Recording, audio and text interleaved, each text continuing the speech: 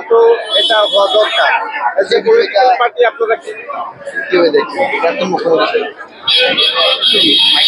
আমাদের পার্টি ভারতের communist party মার্ক্সবাদী August মাসের 8 তারিখ এটার বিরুদ্ধে সারা ভারতবর্ষে প্রতিবাদ আন্দোলন আমরা সংগঠিত করতে যাচ্ছি। এসআইআর মানে নতুন করে ভোটের কয়েক মাস আগে যে রাজ্যে ভোট হবে সেখানে ভোটার তালিকা তারা এটা পরীক্ষা নিরীক্ষা করে চূড়ান্ত করবে। এরকম ঘটনা এর আগে ঘটেনি। নর্মালি সারা বছরই প্রত্যেক বছরে একবার করে হয়, কিন্তু ভোটের আগে এই কাণ্ড প্রথম বিহারে তারা শুরু করলো। এটা যদি প্রতিবাদ না হয় এরপরে আসাম, পশ্চিমবাংলা, কেরালা, তামিলনাড়ু, পন্ডিচেরি এই জায়গাগুলিতে আসাম ছাড়া কোনো জায়গায় বিজেপি নাই। এবং বিহারে যে ভোটের মুখে করছে ওখানে বিজেপি এবং নীতিশ কুমারের দল অবস্থা ভালো না।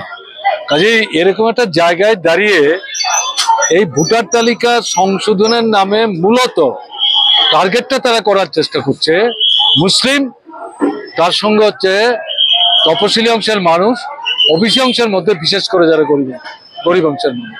এরা ক্ষুব্ধ এই সরকারের জনবিরোধী ভূমিকার জন্য। কাজেই ভোটার তালিকায় এদের নাম বাদ দিতে না পারলে এরা যদি ভোট দিতে পারে তাহলে এটার ফল কি হবে তারা বুঝতে পারছে। এবং ইতিমধ্যে বিহারে যে এসআইআর হলো তাতে যে প্রাথমিক তথ্য বেরিয়েছে, কোথাও বলছে 52 লক্ষ, কোথাও বলছে 62 লক্ষ। তাতে দেখা যাচ্ছে একটা বড় সংখ্যা মৃত, একটা বড় সংখ্যা অনুপস্থিত, একটা ভালো সংখ্যা 2-3টা জায়গায় তাদের নাম আছে। সুপ্রিম কোর্টের কালকের বক্তব্য এই যে বিরাট সংখ্যা মৃত বলছে, অথচ আপনারা যারা এসআইআর এর বিরুদ্ধে কথা বলছেন, মামলা করছেন, আমরা আপনাদের কথা শুনলাম, আপনাদেরও বলছি অন্তত 15 জন এরকম মানুষ যারা জীবিত কিন্তু তারা মৃত বলে বলছে, তাদেরকে সামনের যে শুনানি হবে উপস্থিত করুন, দেখুন আমরা কি ব্যবস্থা নিই। এটার অর্থটা কি?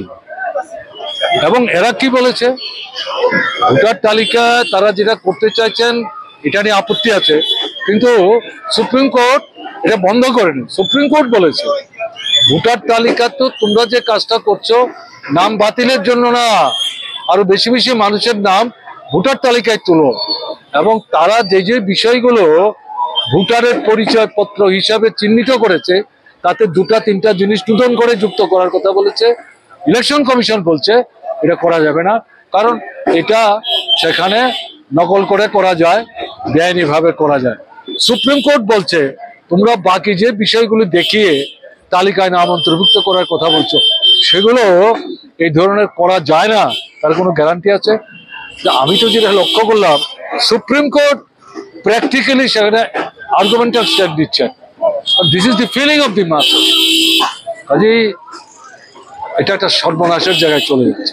এটা আসলে বিজেপি জনগণের উপর তারা যে আস্থা হারাচ্ছে, আর উল্টো দিকে জনগণ যে বিজেপির উপর আস্থা হারাচ্ছে, এতে ভিতর সন্ত্রস্ত হয়ে ক্ষমতায় টিকে থাকবার জন্য ভোট বন্ধ হয়তো করছে না, ভোটটাকে প্রহসনে পরিণত করার জন্য তালিকাটাকে নষ্ট করার চেষ্টা করছে।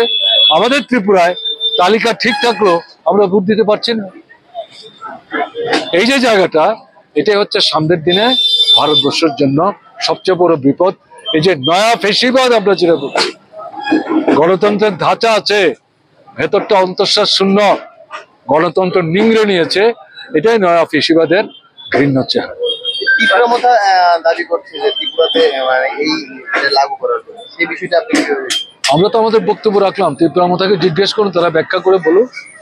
আমরা তো আমাদের বক্তব্য রেখেছি, তীব্রমতা বললেই সেটা আমাদের মানতে হবে কোনো কথা নাই। আমরা আমাদের যে জাতীয় যে অবস্থান সেটা নিয়ে আমরা ত্রিপুরার কথা বলছি, একই আমাদের বক্তব্য, এখানে আলাদা কি বক্তব্য? কি মনে হচ্ছে এইটাই সারা ভারতবর্ষে কার্যকর করবে বিজেপি সরকার? তারা চেষ্টা করবে, কিন্তু প্রতিবাদ না হয়। পার্লামেন্টে কি চলছে? পার্লামেন্টে একদিকে হচ্ছে তাহেলগাঁও, আমি এখানে বলিনি সময় বাঁচাবার জন্য, আরেকদিকে কি হচ্ছে এই এসআইআর এর সম্পর্ক। তেলগাঁও নিয়ে যেমন 16 ঘন্টা সময় দিয়েছ, এসআইআর নিয়েও আমাদের বক্তব্য আছে, এটার জন্য সময় ঠিক করতে হবে, এটা নিয়ে আমরা আলোচনা করব। বাইরে ভেতরে দুই জায়গায় লড়াই হচ্ছে। পার্লামেন্টে ঢুকার আগে একবার বিক্ষোভ দেখাচ্ছে, পার্লামেন্টে ঢুকে লোকসভায় রাজ্যসভায় আবার বিক্ষোভ দেখাচ্ছে। এটা প্রতিশ্রুতি দিচ্ছে না, কিন্তু তেহেলগাঁও নিয়ে শেষ পর্যন্ত মেনে 16 ঘন্টা কালকে শেষ হয়েছে। প্রধানমন্ত্রী কি বক্তৃতা করলেন? 90 মিনিট বক্তৃতা করেছেন। এই যে আক্রমণ করলো, এই 5 জনে যে 26 জনকে মারলো, কি করে তারা মারতে পারলো? নিরাপত্তার দায়িত্ব কেন্দ্রীয় সরকারের, কেন নিরাপত্তা কর্মী থাকলো না? তারা কেন এখনো ধরা পড়লো না? তারা কারা? কোনো বক্তব্য নেই, কোনো বক্তব্য নেই প্রধানমন্ত্রী। এই যে আক্রমণ করলো পাকিস্তান, সবাই দাঁড়িয়েছে, ভারতবর্ষে কোনো দল বিরোধিতা করে না। আমেরিকার রাষ্ট্রপতি সে বললো যুদ্ধ বন্ধ, তারপরে পরের দিন দেখা গেলো যুদ্ধ বন্ধ। এটা 2 রাষ্ট্রের ব্যাপার। আমেরিকার রাষ্ট্রপতি কি করে এটা ঠিক করছে?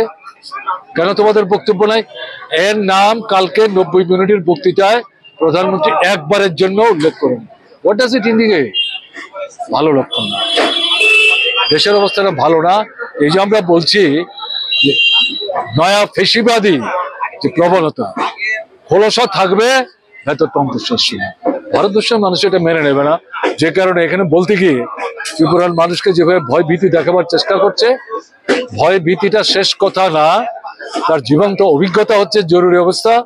ত্রিপুরার জরুরি অবস্থা, লোকসভার নির্বাচন, দুটো অল্প সময়ের সরকার, তারপরে আবার বিধানসভা নির্বাচন। মানুষকে আটকে রাখা যাবে না।